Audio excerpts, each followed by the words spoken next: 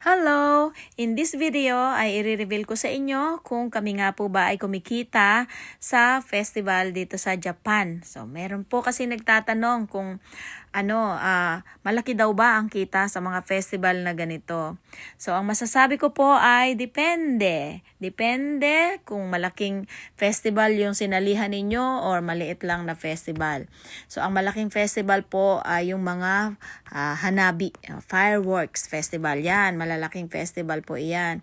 At saka yung mga festival na talagang yearly ay ginaganap. Sanay na yung tao na taon-taon ay merong festival na ginaganap sa lugar na yon. Katulad po nitong festival na sinalihan namin ngayon ay bali pangalawang beses namin na pagsali dito. So more or less ay may idea na po kami kung gaano karaming tao ang pupunta dito. At saka, pwede nyo rin pong i-research sa website ng mga festival kung gaano karaming tao ang pumunta last year. Halimbawa, so para ngayon, taon naman na to, ay pwede nyo nang tansyahin kung gaano karami yung inyong ibebenta. Kung ano yung inyong mga ititinda. So katulad ko po kasi yun na nga, Philippine Foods yung aking mga paninda.